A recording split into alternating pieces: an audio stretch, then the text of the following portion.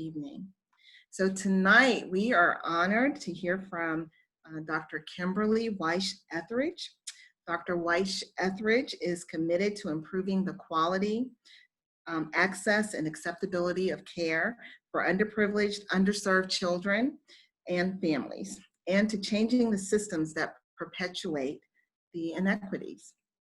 After practicing pediatric and adolescent medicine in a health service shortage area outside of Boston, she completed a minority health fellowship at Harvard School of Public Health while fulfilling the requirements for her master's degree. She joined the Metropolitan Nashville Davidson County Public Health Department in 2001, where she worked for over a decade as the county's maternal child health expert. She served as Chief Medical Officer for the department as well as co-director from September 2006 to July 2007. In 2015, Dr. Weish-Etheridge was recruited to assist in the development of Meharry School of Public Health. She now leads the Master of Science in Public Health program and teaches in both the School of Graduate Studies and the School of Medicine. She has worked to change clinical practice by teaching medical students and master's students to practice culturally and economically competent primary care and public health. Please join us in welcoming Dr. Weish-Etheridge. Welcome, welcome. Well, thank you. And thank you for the opportunity to join tonight and to present the information. It's always a pleasure to speak to my colleagues, and so I appreciate the opportunity. So thank you. All right. So do I share my screen now? All righty. All right. So for those of you that grew up in the 80s or the early 90s, the fact that I called this presentation OPP might bring together some different memories or some different eyebrow raises or so.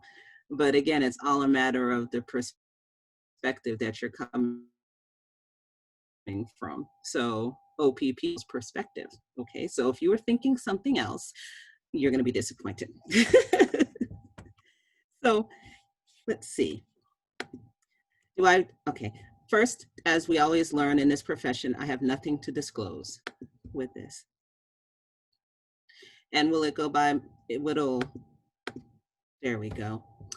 And so during this presentation, what I want the opportunity to do is highlight the role of bias and perspective in our lives, describe the benefits of utilizing an asset approach to patient care versus a standard deficit approach, and provide some next steps for providers in the quest of health equity. So whereas the typical disparities presentation tells you what population is sicker, dying more, has worse outcomes, et cetera, that's not what I'm actually going to focus on this evening, because the statistics haven't really changed, but the way that we think about it is what we need to change. So first, and this is going to be interactive, so you're going to have to pay attention. Tell me what you see.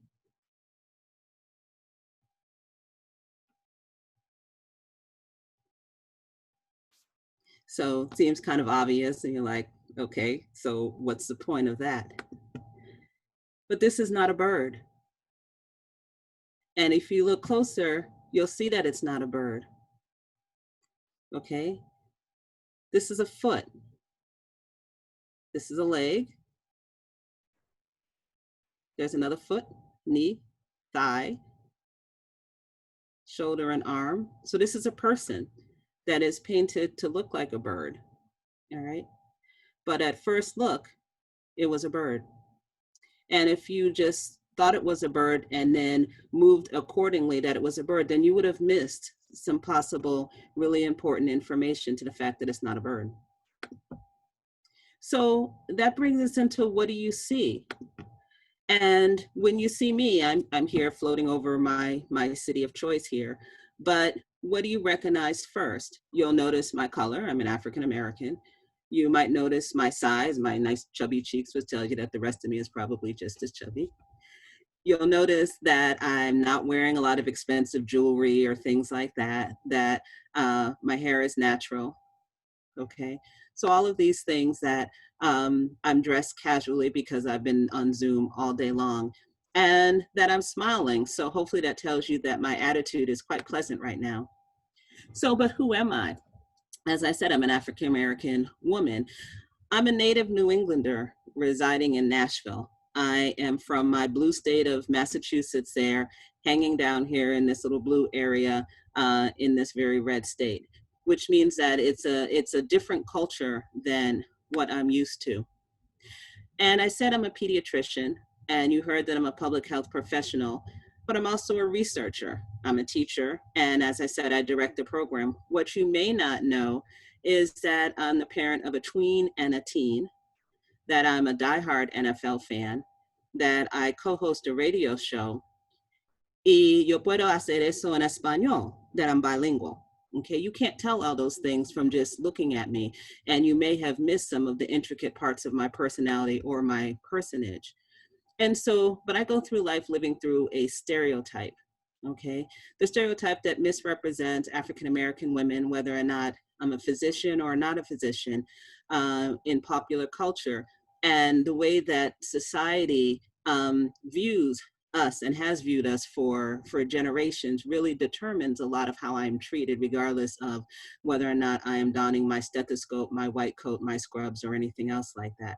So with African American women, we're usually put into four different boxes or so. The smiling, kind of overweight, happy-go-lucky grandmother, mammy figure that is taking care of everybody else, but not taking care of themselves. The promiscuous Jezebel type, seducing other people's men type person. The loudmouth, neck-rolling welfare mother, as a stereotype, or the fourth one, which is the angry sister who will kind of go off in a minute. And these are kind of the stereotypes. And so often when I met, people are trying to figure out which one of these stereotypes do I fit into? And what I usually get is, well, you're not like the rest of them, as they pause because they realize how ridiculous what they're saying sounds.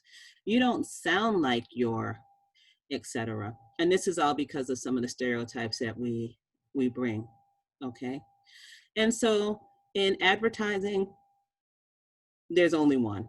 And if you pay attention to some of the things that you see in advertising, you'll see African American women or so. We're usually listening to jazz music or some kind of funky world music. We have natural hair. We're always, dressed like, Denise Huxtable. And so, all of these things that are the stereotype. And if you ever go into modeling or acting, it's always whether or not you fit the stereotype or fit the form that they're looking for. But as I said, I'm from New England. I am from Boston. That is a city that I was floating over in my PowerPoint there. And so this is my city. This is Boston Harbor from the Fisherman's Wharf that you can see with the marina in the area, the John Hancock Tower, and some of the other historical sites in there. And what I teach my students, my medical and my public health students, is the importance of doing a windshield survey, which is really about doing an informal survey where the health professional drives around the community area where they are researching or practicing and records his or her observations. So if you have a practice in an area that may be 10, 15 miles from where you live and you've never actually driven around the community, then you're doing yourself a disservice because you don't know what community is coming into your office with the patients that may come in. All right. So we have these stereotypes that we all kind of have to deal with. And being from Boston, it makes it worse. But some of the stereotypes also are a little bit more subtle. So when I show you these two pictures, this is from Target, okay? And these are two baby carriers, same brand, but two totally different ads, right? The first ad, as you'll notice, a smiling African-American woman with a little baby, and the stark difference that she is alone in the picture, whereas her white counterpart is in the picture with her partner, father of her child, husband, whoever he might be, all right? So what are some of the subtleties that may come out of that? Single mom, maybe, all right? Broken family, Who knows? But all of these things that may be going on just from seeing the pictures that we are provided and the stereotypes that we have. Okay. And so when we see women that don't fit into these stereotypes, it sometimes makes us uneasy because we're not quite sure what box to put people in. And as physicians, we're taught to put people in boxes. We put people in boxes based on a symptom, based on a presumed diagnosis, based on a treatment plan. So back to Boston. So with my beautiful city here, okay, with the bridge that goes over to Harvard, with Paul Revere there, and you probably all grew up with the Paul Revere with one if by land, if two if by sea, and I on the opposite shore will be ready to go and spread the alarm to every Middlesex village and farm if you learned that growing up. Well, realize that there was no such thing as the Midnight Ride of Paul Revere. It was a poem. It didn't really actually happen. Okay. But that is part of our history or so. And the old Faneuil Hall and all of these things that make Boston a very touchy-feely or kind of nostalgic area from times going by.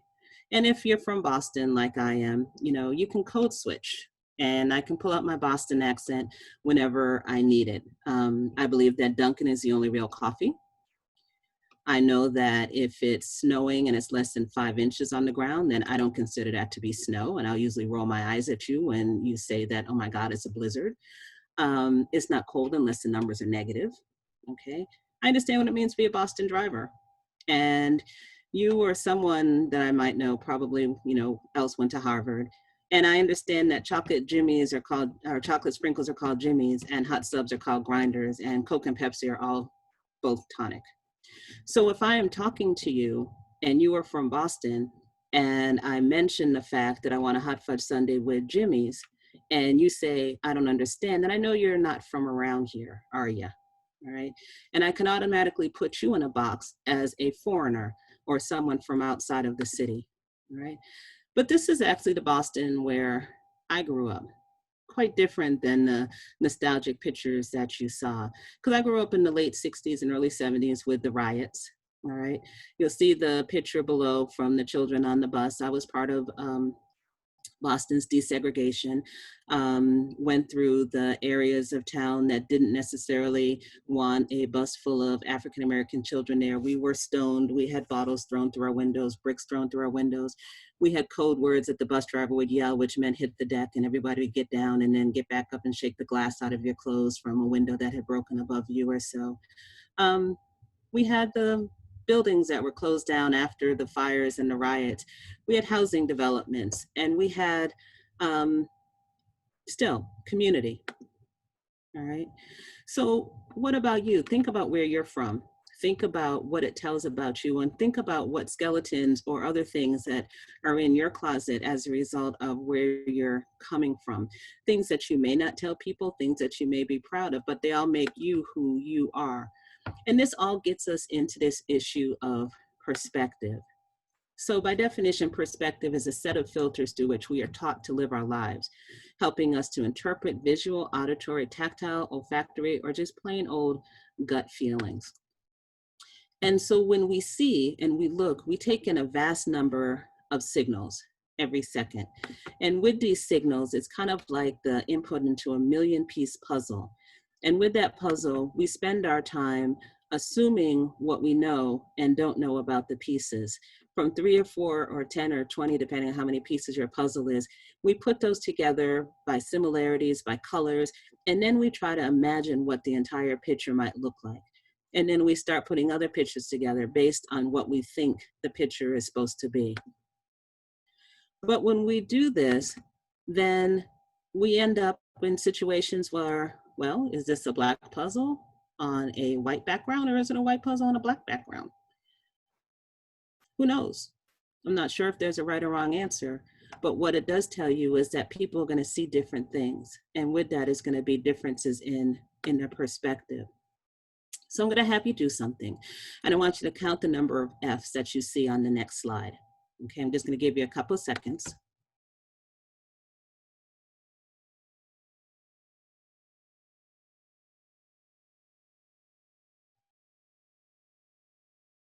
Okay. So I can't see the chat box, but if you put in there how many F's that you see in in this one slide.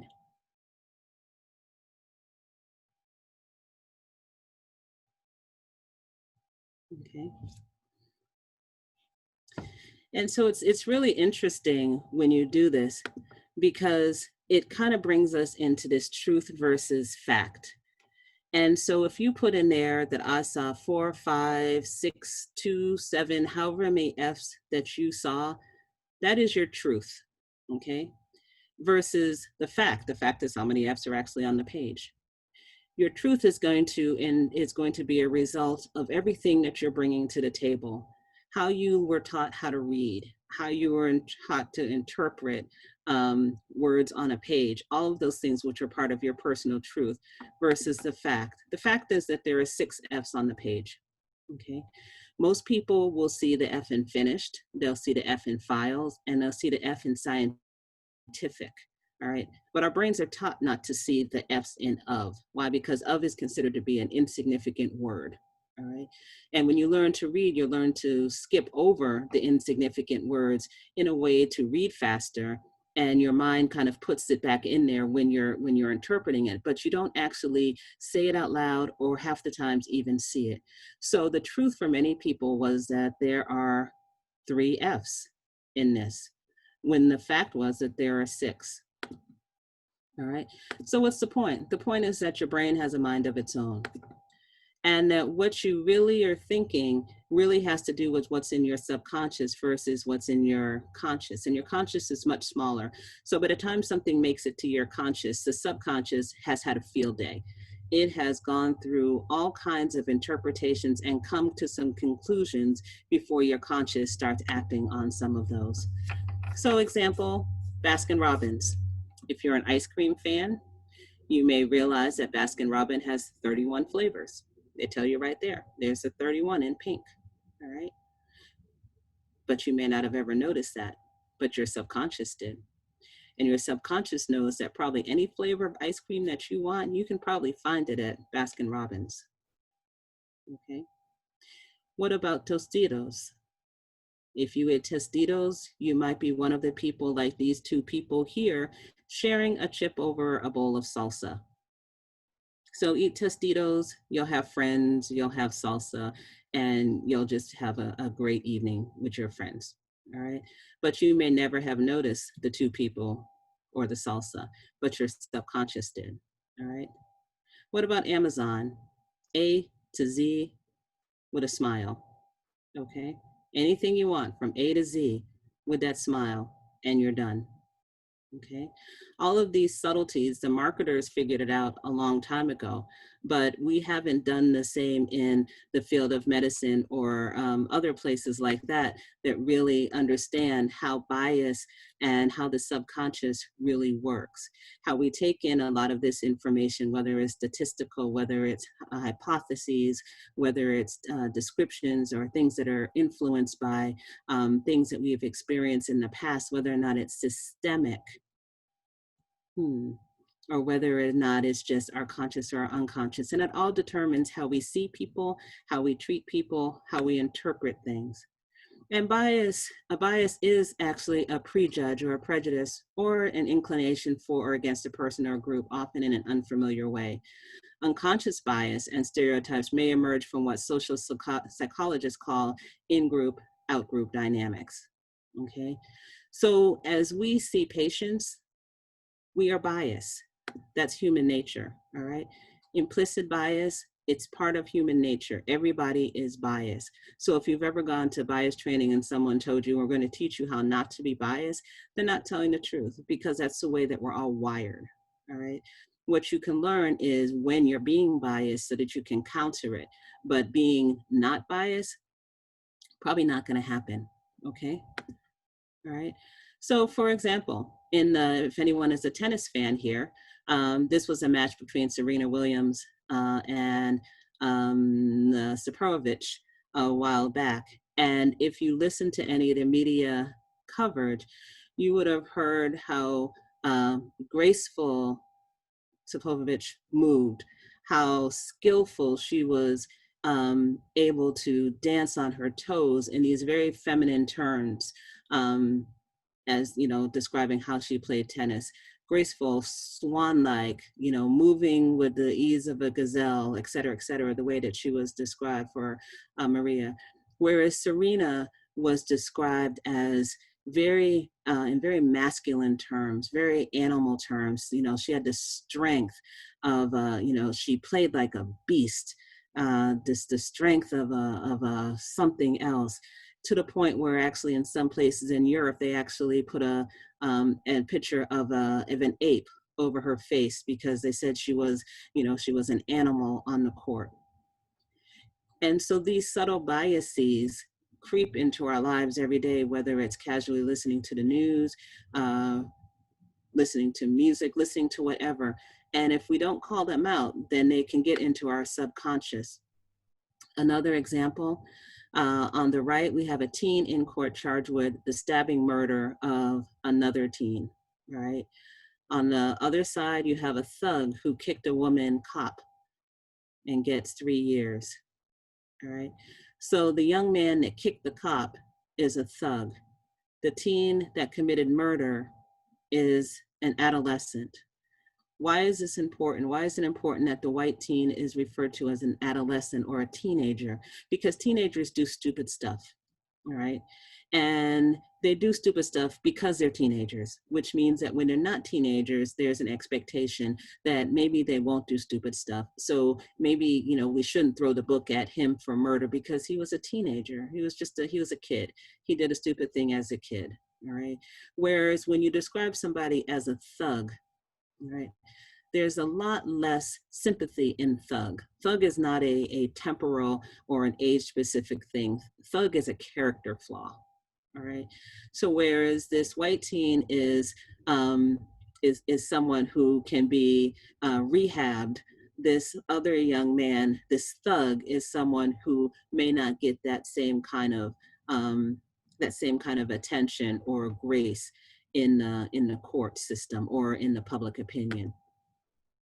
So when you think of the clinic or you think of your practice, you have your bias, and your bias may actually determine your diagnosis. It may influence your treatment, and it may change your overall care, all right? And some people say, well, that's not true. But if you look at the studies that are done on blunt trauma or large bone trauma in I think it was in an ER in California, where they showed the same injury and that white patients were more likely to get high doses of pain medicine to control their pain than African Americans or Hispanics that came in with the same kind of traumatic, painful injury, right? The Black and Hispanic patients were seen as potentially drug seeking, so they were not treated the same. Researchers said, well, that's just California, that can't be true. So they repeated the study on the East Coast and found the same thing, all right? I had a patient in residency who was a very, very dark-skinned African-American teenager that came in acute distress. And nobody was quite sure what was wrong with her. And it took a long time to figure out that she actually had undiagnosed cystic fibrosis because she didn't fit the model. She didn't fit the decision tree. She was out of the box that we normally use when we're diagnosing people. It was similar to my blonde-haired, blue-eyed child that came in with chest pain that turned out to be an acute chest from a sickle cell crisis. Again, she didn't fit the mode. And so her diagnosis and treatment and overall care was based on well, I'm going to call it the professional bias that we use to help us try to diagnose or to decide who has what when we see them in the ER or in the on the floor. Okay. So this study, a similar study, was done a while ago, where they showed 4 different patients all presenting with the same symptoms and how their care was different, right? And I use this to teach the medical students, just to kind of get them with their aha moment. All right, X Jones is a 47-year-old African-American female with Crohn's disease, et cetera, et cetera. In comparison, Mr. Y is a 51-year-old gentleman, white gentleman with no past medical history. Ms. A is an 82-year-old elderly Caucasian lady with history of Alzheimer's, dementia, etc. And this patient is a 24-year-old African American male. All right. And you may hear this and say, okay, what's the problem? Well, when you describe our African American woman as the female and our African American male as male, but we describe the white patients as lady and gentleman, then that changes again potentially how they may be treated, because that subconscious kicks in again. All right. When we describe our patients as diagnoses, that they're treated one way. When we describe them as a lady or a gentleman, that may get them to be treated a different way. So when we do these kind of things, it subtly may affect the way that we treat patients, that can lead to increases in our disparities or some of our health inequities that we're trying to figure out how to best change. So knowledge that bias is in our bones and influences our behavior is key. And if we only see through the lenses of our own personal perspective as providers, again, we can miss the connectedness of symptoms, we can miss the contribution of social determinants, we can ignore the importance of resiliency and protective factors, and we can ultimately misdiagnose, i.e., we can miss the big picture. So that brings us into social determinants of health and health status. So by definition, social determinants of health are conditions in the environment in which people are born, live, learn, work, play, worship, and age that affect a wide range of health, functioning, and quality of life outcomes and risks. And in public health, we focus on 5 primary social determinants of health, which is economic stability, education, social and community context, health and healthcare, and neighborhood and built environment. However, when we study these, what I've found is they actually have a very specific kind of iceberg underneath. Economic stability really is studying the effect of economic instability, right? Education is really looking at the effect of subpar education. Social and community is really focusing on the chaos, okay? Health is poor health and inadequate health care, right? Neighborhood blight and built environment. So we turn it into that the social determinants of health all tend to be on the negative side. And then we approach it as if something is broken, and then we treat it as if it is, which means then there's a responsibility for somebody to come in and save it. So if we think of the underlying factors in a lot of these, it is poverty. And I know there was at least one question about poverty that came through. But poverty is not poverty as you think about it. And so, again, changing the perspective of poverty. Poverty is to the extent to which an individual does without resources, okay? And so you say, okay, what are these resources? And what is poverty, or what it should or should not be? It is not a proxy for low educational attainment. It is not a proxy for single families. It is not a proxy for urban communities. It is not a proxy for race, ethnicity, or a proxy for undeserved populations, all right? It's not a proxy. There may be some similarities, but it is not a proxy. So what are these resources when we say the extent to which you deal with low resources? Well, the obvious one first is financial, okay? Having the money to purchase goods and services. Financial resources, however, do not explain the differences in the success or failure of an individual who is leaving poverty. Just because you don't have money does not mean that you are of the poverty attitude or so, okay? What about an emotional well-being as a resource? And this is really being able to choose and control emotional responses, particularly to negative situations, without engaging in self-destructive behavior, okay? Some people call that a little bit of resiliency. This is to provide the stigma to withstand difficult and uncomfortable emotional situations and feelings. And this is probably one of the most important of resources, because it really determines how you interact with the world around you. And it often comes from role models. If you grow up in a household where everybody goes off the handle every time there is an argument, then you grow up believing that that's more normal. But if you grow up with a de-escalation type environment, then you understand that this kind of control or self-control or being able to soothe the situation is the norm, and you have a higher amount of resources in that sense. Okay, spiritual, believing in what in some divine purpose and guidance, regardless of which one your faith is. And this, why is this a resource? Because it can help you to obtain, um, if you believe in a higher power, whatever that higher power is, then you believe that your life has a purpose.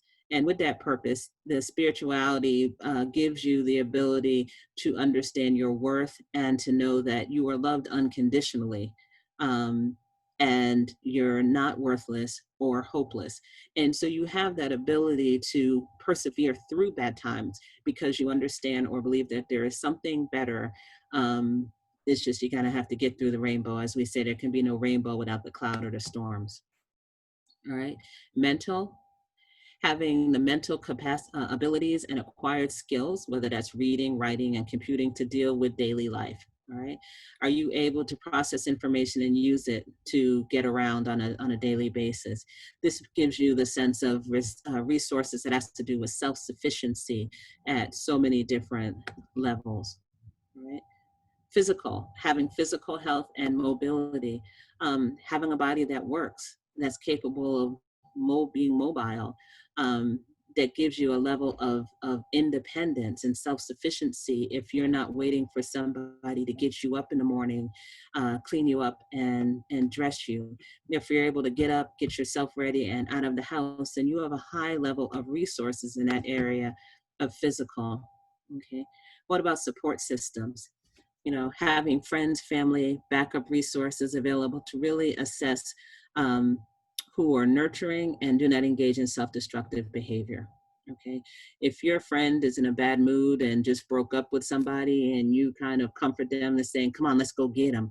That is not a good resource. That's not somebody who is keeping you from engaging in self-destructive behavior. And you'll hear this in some of our patients or some patients, and you'll understand that they may be low in that particular level of resources. All right. Coping strategies, being able to engage in procedural self-talk and mindsets that allow issues to be moved from the concrete to the abstract. I have a great story about a woman who was in the supermarket, and she had a 2-year-old in the carriage who was doing what 2-year-olds do. She didn't want to be there, and she was making it quite clear. Fussing, hollering, whining, crying, and just throwing a 2-year-old hissy fit. And the mother was pushing the carriage, and she said softly, "Stay calm, Abigail. We're just going to pick up a couple of things, and then we will be all set and we can leave. See, here's our flour. We just have a couple more things, Abigail, and we will be able to leave." And the child is kicking and screaming and throwing things out of the basket and doing, as I said, all the things that 2-year-olds do. So the person who was observing, who happened to be a psychologist, was just fascinated at how this woman was able to stay calm through all of this. And so kind of like a stalker, kind of just followed her around because he just wanted to see how she did this. And so aisle by aisle, she was down there and she's like, "Just a couple more things, Abigail. Just stay with me. Calm down, just stay calm, Abigail." And the 2-year-old is throwing the fit and doing everything that the 2-year-olds do. And so when the woman got to the checkout counter, the man said, "You know, I am just so impressed at how well you were able to keep calm and just talk to Abigail when she was throwing these fits and just having such a bad day." And the woman looked at him confused and she said, "Well, I'm Abigail." And so she was doing self-talk. She was talking to herself during this period as a way of a coping strategies for dealing what was hard for her. In that case, was the screaming 2-year-old. So strong coping strategies for Abigail. Okay. And a big one, knowledge of hidden rules. All right. Knowing the unspoken clues and habits of a group. All classes have them, all groups have hidden rules, these unspoken understandings that cause that cue the members of a group that one does not fit in. Hidden rules exist about food, about dress, about decorum, behavior, and this is really hard to change if you don't have a mentor or role model. These are the folk that may come into the packed waiting room with a fried fish sandwich and then proceeds to eat a fish sandwich and has the entire waiting room smelling like fish, and everyone is kind of looking at them like, why would somebody come in here and eat fish? Okay, these unspoken rules of things that we don't necessarily address. So there's one individual who, we think about broken rules, was opening and shutting her own car door, and that was a no-no. She shared her political opinion. That was a no-no. She was wearing sleeveless dresses to outings. Again, broken rule, no-no. She and her husband were wearing matching wedding bands. Again, no-no. She had her purse across her body, and a crossbody purse, as we call them. And she spent Christmas dinner with her fiance's family. In the summer, when it was hot, she chose not to wear pantyhose. And when she planned her wedding, she wanted to get married in May, and she had had a history of a divorce in the background. So this woman had broken all of these rules, all of these social norms, and was paying the price for it. And if you haven't figured out who this is yet, then this was Meghan. Okay, Meghan Markle broke all of these rules, not understanding that they were the unspoken rules of British society. Okay, princesses don't open their own doors. All right, princesses are supposed to be seen but not heard. So you're not giving your political opinion. All right, you always have a clutched purse. Why do you have a clutched purse? Because then nobody can attempt to shake your hand because your hands are busy. All right, royal women wear wedding rings, but royal men do not. All right. May is not the month that you get married if you're in Britain. I don't remember what it is, but it's not May. Right? And there have been royal couples that have been encouraged and forced to break up because of a history of divorce. So all of these unspoken rules were part of the tabloids that were having a ball with Meghan when she was in England, and part of the reason, as they say, that they decided to leave the family. So what then does this tell us about working with impoverished communities where some of these resources may be low? So I'm going to have you pause for a minute, and I'm going to show you a picture. And in this picture, I want you to count how many horses you see. I want you to see, are they crossing the river or are they beside it? I want you to see if there are trees or if there are bushes. And I want you to know how many riders there are. All right. So shh, don't put it in the chat or anything. Ready? And I'm just going to show it to you for a couple of seconds. So again, trees and bushes, horses, riders, kind of where they are, all of those things like that in the picture. So the question then becomes, how many faces did you see? Right? When I told you to look for trees and horses and things like that, if you were the dutiful person, then you looked for what I told you to look for, and you didn't look for a lot more. All right. So I put the perspective of what to look for. I told you about the biases, about what was important in the picture. And if you weren't willing to look beyond the obvious, then you may have missed the fact that there are over 18 faces in this picture. There's one here, there's one here, there's another one there, there's one there, there's another one and another one and another one. There's one over here in the trees, over here, there, there. So there are all these faces in here that you potentially could have missed, again, if you were just looking at the obvious. All right. So what we see, what we diagnose in the clinic, in the hospital, depends mainly on what we are trained to look for. just like my young sickle cell patient, that I wasn't trained to look for sickle cell in blonde-haired, blue-eyed children. I wasn't trained to look for cystic fibrosis in African American, dark-skinned teenagers. All right. So in medicine, then we have our traditional solutions, which are often we know what is best for you. So do what I tell you as the physician, and you will get better. We have the public beliefs that if we feel your situation is your fault, and if you're poor, it's because you just didn't work hard enough. All right. We have public policy that often tells us that we have to protect you from yourself. All right. And then we have public health, which tells us that, we're here to keep you comfortable kind of where you are, very much in the realm of, if you give a man a fish, he eats for a day. If you teach him how to fish, he'll eat for a lifetime. And so when we see our social determinants and we have our traditional solutions, we strive for equality or so. And we have WIC and we have SNAP and we have housing vouchers and all of these things that take care of family needs, usually at the moment. We create choices that instead of fixing an issue, we may provide an option for those impacted to go elsewhere if they can. This is common now with some of the school voucher programs. We have disparities elimination programs, which add services and education on what should be done to maximize health by minimizing risks in the community. And then we try to kind of mix things up with mixed income communities, and we tear down old, outdated public housing, replace them with mixed income housing, but we don't do the legwork to make sure that the communities that are now living together understand each other enough to be able to be neighbors. So some of the unintended consequences are fear and guilt of dependence that we'll see in populations that are under-resourced. We see monetary drain of kind of the public schools, as we see when we're talking about bringing the students out of the schools and taking that tax base out.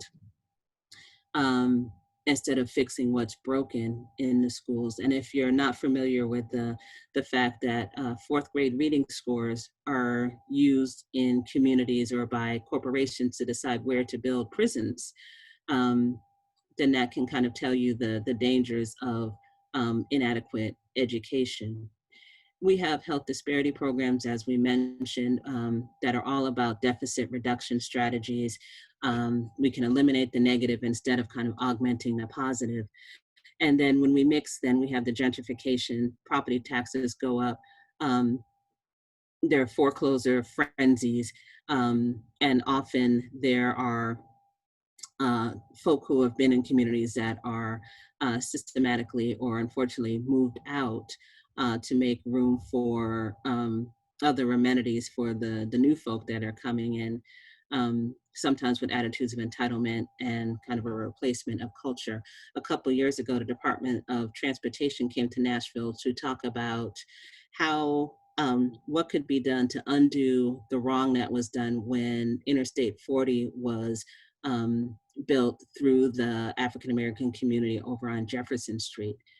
And there was a lot of talk about, is this something that there could be a top put on over the highway so that you could reconnect the two ends of the community again, or maybe having some walking areas to reconnect the communities to try to decrease the consequences from 50, 60 years ago.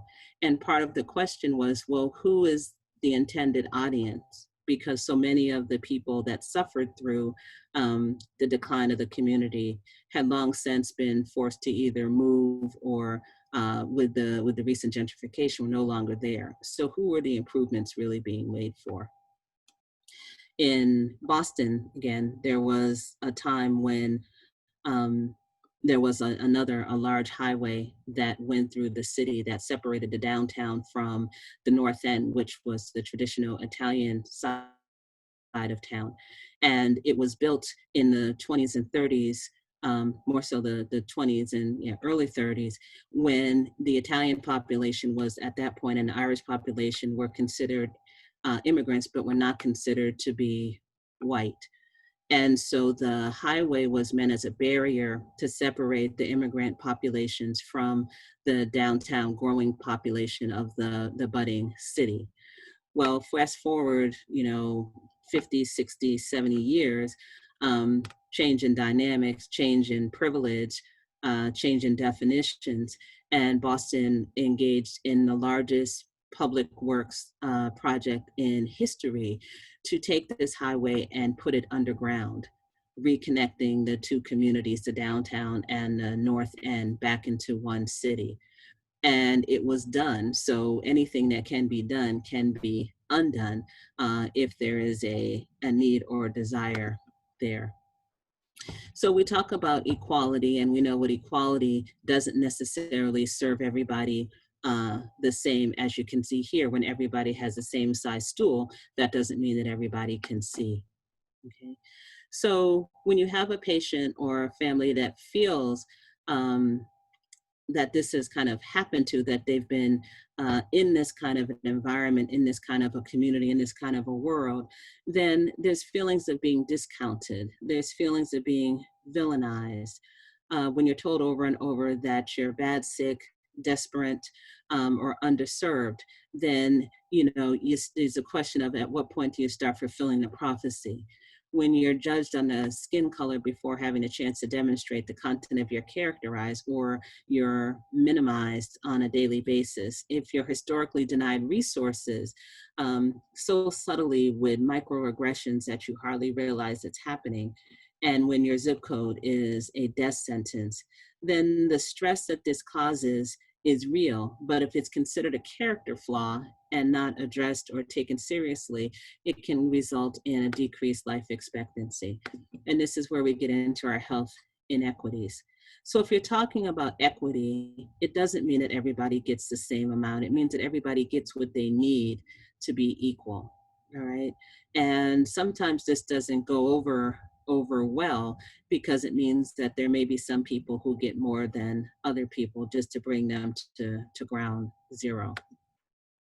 So how does this translate to moms and babies? As I said, I'm a pediatrician, so it's all about the mothers and the babies and infant mortality for me.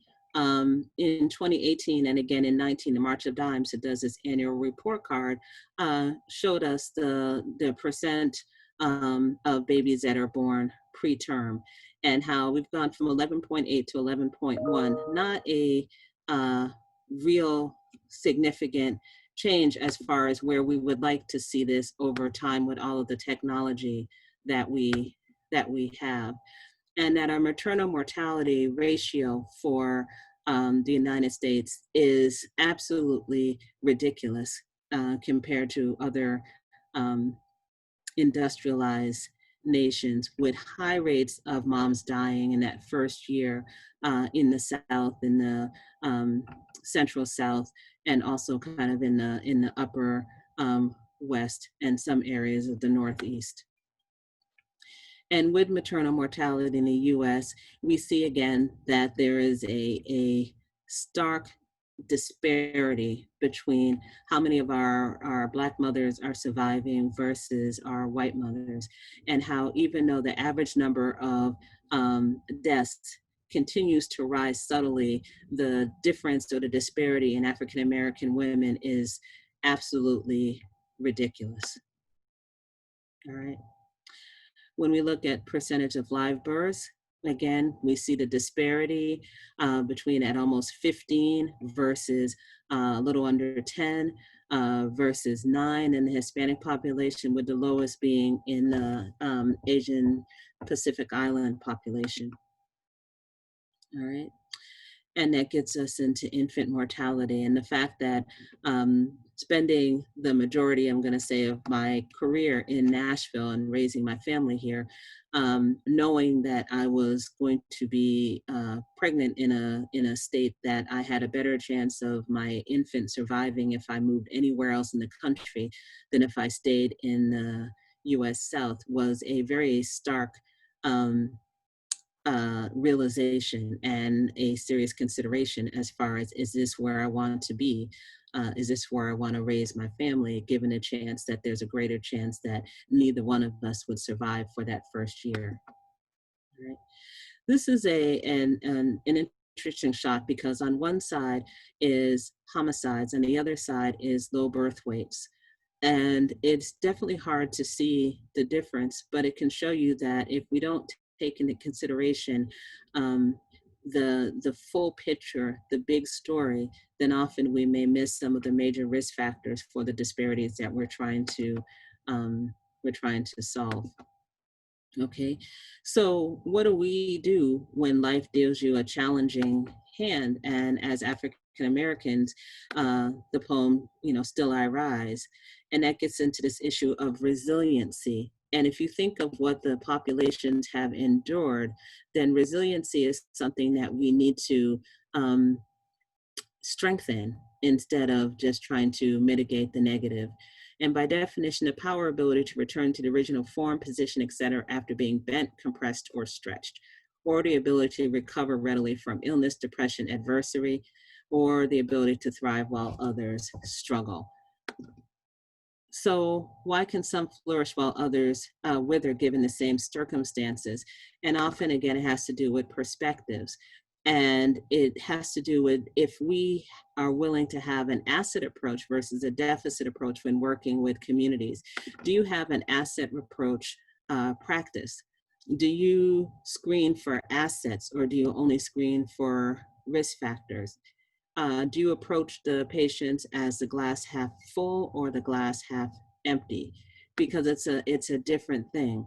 When you see a patient similar to this, is this person standing up or are they laying down? Okay. You kind of have to think about it. All right. So, how do you approach your population? If you have an asset approach of social determinants, then when you look at economic stability, you're looking at what are the opportunities for good employment, for food security, for housing stability, and wealth accumulation, and how do you move everybody to those aspects instead of trying to mitigate some of the negatives. We look at early childhood education and development, high quality neighborhood schools, expectations of high school and college graduation, and 100% literacy like they have in some other countries. We look at civic participation, equity, social cohesion, um, built neighborhoods, and community trust, and access to quality and acceptable healthcare with a patient-centered primary care. And we look at community building and equity assets assessments. And so from the public health perspective, we look at the bigger picture as a positive instead of just focusing on the negatives. So tell two cities, urban city X with a large African American population, an infant mortality rate of 19.6 per thousand births. All right. Gross math gives the talking point that 1 out of every 50 African American babies in this city dies before its first birthday. And that's a big enough infant mortality number to garnish local, federal, state, and federal support for programs to, quote, right the community ills. The community is approached as if it were broken and need a fixing. Experts are needed to provide best practices for how to fix. Outsiders are hired, they come in, start some programs, and the results are published for all to see. And usually the grant ends and everybody moves on. And this is kind of the way that we tend to do business when we talk about how do we eliminate disparities in the community. So the second perspective, urban city X with a large African American population has an infant survival rate of 980 per 1,000 live births. So the growth math tells us that about 49 out of every 50 babies in the city X celebrates his or her first birthday. So researchers flock to the community, learn from the residents as to what they're doing right to keep their babies alive. Experts in the community are identified to share those stories and lessons learned. Um, and best practices from the community are shared with families who have lost infants as the community rallies to make the number 50 out of 50. Residents are hired to execute the plan in the community, and after the money is gone, the changes in the community continue. And, and if this doesn't sound familiar, it's because projects like this are often not funded. Um, in order to get funding, especially federal funding around disparities, you have to paint the probably most dire situation of urgency in order to get the money in the community. If you write something like this, then you're not funded. So, with that in mind, what will you see when you see your next patient? What will you know and what will you believe about him or her when they come in the room? How will your perceptions influence your interactions? And how will his or her perception influence their interaction? Um, when I had a patient in my clinic in Massachusetts, my nurse practitioner had gone in to speak to a family because I was running behind, and just to tell them that I was on my way. And when she went in, the mother, grabbed her hand and she said, "Oh, thank God you are white. I went to the pediatric practice down the street, and the doctor was black, and I just don't want her touching my child. You know how they are." And she's talking to my nurse practitioner, happened to be a young white woman, and my nurse is like, "Oh, really? Well, wait till you see this doctor." And it was a kind of a hard pill to swallow as a physician, to know that this is the perception of your patients as far as how they were um, thinking about you as their provider and all, and having to then do follow my Hippocratic oath, which says that regardless, I am here to help this individual. So we do what we're told, or we do what we're taught, which is to try to save lives and get people healthy. So how will you find that sweet spot of understanding kind of other people's perspectives?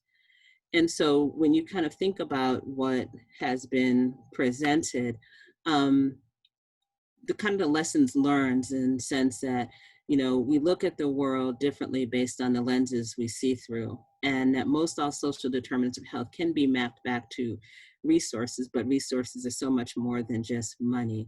um, and it's more advantageous to try and augment the positive than just to mitigate the negative. Assets are more important than deficits. And if we continue to do the same thing and expect different results, we know that's the definition of insanity. And if you heal one person, you have healed one person. However, if you heal a community, then you can transform a population. And so, as providers, and what I tell the medical students, you have to decide what role you want to play as a physician leader. Um, you have to be willing to give your patients respect, to look, listen, and to learn. To be humble, um, to be collaborative in your medical intervention, and sometimes be willing to kind of give up power. Um, when I was practicing and full time, I would tell my Spanish speaking patients when they came in, I said, Spanish is not my primary language, but I will try my best. But I need you to correct me when I make a mistake. And so my patient would have a good time kind of correcting my pronunciation or some of my grammar. And I would take notes and I'd write it down and said, because this is how I'm going to learn to be better. And it was a wonderful way to decrease a little bit of the power dynamic that was there. And we had absolutely wonderful collaborative relationships that made just an amazing practice. So as a physician leader, always remember why you decided to go into medicine. Um, Always be humble and willing to learn from your patients. Always use your voice to speak to those that are not heard, but get their permission first. Never refer to your patients as a diagnosis, but rather as an individual deserving your respect. Never try to treat a patient without taking consideration their community, and never assume that even if you're from Nashville, they're from Nashville, you're from so-and-so and they're from so-and-so. Never assume that just because a patient may look like you or share their community that you are of the same community, because chances are there are some differences there. Okay, so given what you have heard, will you see in a patient what others are not willing to look for? And as you look at this picture, let me know if you see the owl.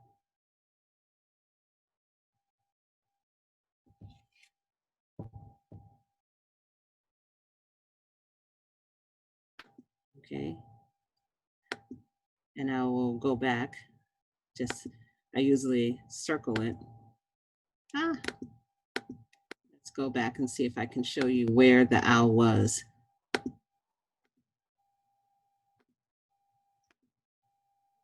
There we go. So, oh, it's too sensitive. So I'm not going to be able to do it. But the owl is in the middle, right by the yellow flowers. Okay. So you can see it, it blends into the rock, but it's in the green with the yellow flowers there. And again, if you're always willing to see something different in the obvious, then you have the opportunity to make a difference in that world. And if you're always willing to look beyond destruction, this was a forest fire. Everything is completely burnt out. There's nothing but smoke and burnt trees. And if you focus just on the destruction and not take time to notice the beauty of the face that you can see in the trees, then you miss that opportunity again.